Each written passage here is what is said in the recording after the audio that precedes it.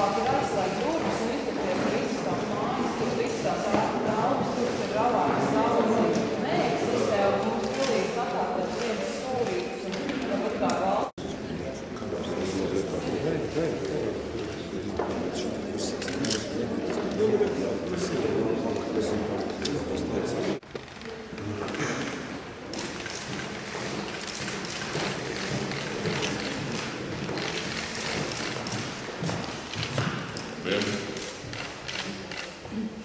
Prieks jūs redzēt šeit Pils Baltajā zālē. Šīdienas notikums ir 100 dienas prezidenta amatā. Jūs esat saņēmuši diezgan detalizētu izklāstu, kas ir darīts šais 100 dienās. Es nepakavēšos pie tā, ko jūs paši analizēsiet, vērtēsiet. Gribētu pateikt tikai dažus uzstādījumus, kurus esmu izplānojis nākotnē un kā es plānoju to veikt. Es vēlētos uzdrīkstēties runāt par lietām drosmīgi, atklāti, un arī rīkoties drosmīgi un atklāti. Šīs dienas preses konferences vietas izvēle ir zinām vai uzdrīkstēšanās. Redziet, mēs esam Vilēm un visām pusēm no Latvijas Republikas drošības dienas plentē un tuvāk pie sienām ir bīstami. Tā pašā laikā es domāju, ka arī jums visiem ir jāattīstās šādu darbu. Vieglāk jau būtu aizslēgt durvis un aizmirst par šo skaisto telpu, kas ir mūsu valsts un nācijas simbols. Bet es domāju, ka vieglāk ir tomēr, kaut arī tas ir grūti, ienākt šeit, ieraudzīt šīs grūtības un risināt šīs problēmas. Un to es gribētu arī dosināt katrā no jums, kas ir mediju pārstāvis, runā ar katru mūsu iedzīvotāju. Es gribu, lai arī katrs Latvijas iedzīvotājs uzdrīkstās būt drosmīgs un būt savas sabiedrības un valsts pilntiesīgs pilsonis. Ja mēs runājam par politisko situāciju, tad mums jāsaprot, ka pilsoņiem ir jāstiprina politiskās partijas, ir jāstiprina šī pilsoniskā sabiedrība. Ne tikai nevalstiskās organizācijas vienas pašas nevarēs valdīt valsti uz garšo nākotni.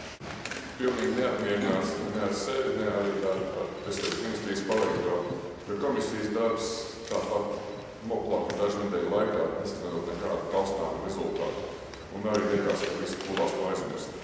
Bet mēs rīkosim vēl vienu konferenci ar visām nevalstiskām organizācijām, lai šo te jautājumu joprojām aktualizētu un beigās ar Veselības ministriju valdību atrisināt. Es domāju, ka kuras bažas, kas skar problēmas, kas ir Latvijā, ir Latvijas valsts, Latvijas valdības un Latvijas tautas kompetencē. Un vienalga, kāds ir labi būtu šie jautājumi un problēmas jāatrisina Latvijas valstī, Latvijas valdībai vai Latvijas pilsēņiem, nevis kādām pie ārpuses. Es domāju, ka šī budžeta pieņemšana būs arī tas eksāmens valdībai, kas norādīs to, vai valdības darbs ir bijis veiksmīgs, vai apmierinošs vai neapmierinošs. Starp apmierinošu un veiksmīgs, protams, un tās konsekvences ir vairākas, bet ja neapmierinoši, tad tas mums visiem redzams. Es vienmēr esmu bijis par kritiku, jo kritikā ir jāieklausās. Kritikā vienmēr ir kāds racionālais kodols, ka kāds ir pamanījis tās kļūdas. Un ja kāds pamanīja tās kļūdas, tad viņam par to ir jāsaka paldies. Runājot par to kritiku, atkal tie nelaimīgie politikas eksperti, viņi apšauba jūsu politisko neatkarību vēl joprojām.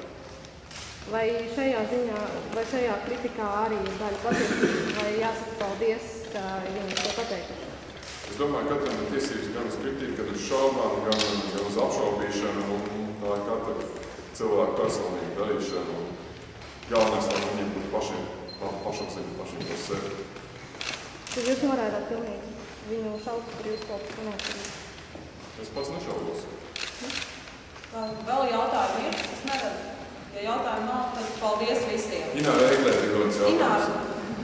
Vēlreiz pārēc par pēcniec.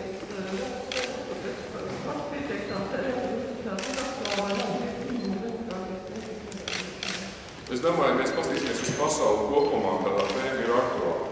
Mums tomēr nestojas uz to, ka demokrātija ir attīstījusies, ir valstis, kur valda vienas ģimenes locekļi. Mums ir potenciāli Clintona ģimenes nākšana pie varas Amerikas Savienotās valstīs. Mums arī ir Putina piemērs, ka valstī var valdīt ilgāku laiku nekā pārēdz piedāvājums demokrātiskiem likumiem balstīts visas šīs lietas. Ja? Tā kā es domāju, ka tā tēma nekad nebūs neaktuāla, nebūs aktuāla, tik ilgi, kamēr pastāvēs cilvēks. Kas ir pamatas ar tev, ka šobrīd Latvijā? Es esmu pilnīgi mierīgs, es nesatraucos. Es domāju, ka svarīgāk būt mierīgam un rīkoties, nekā būt satraukam un nerīkoties. Vai jūs tikai, ka Rēmijas kundze izdara spiedienus Latvijas iekšpolitikas notikumiem? Es domāju, ka tas to jādod Latvijas politiķiem pašiem, lai neapstrādāt. Paldies par visiem!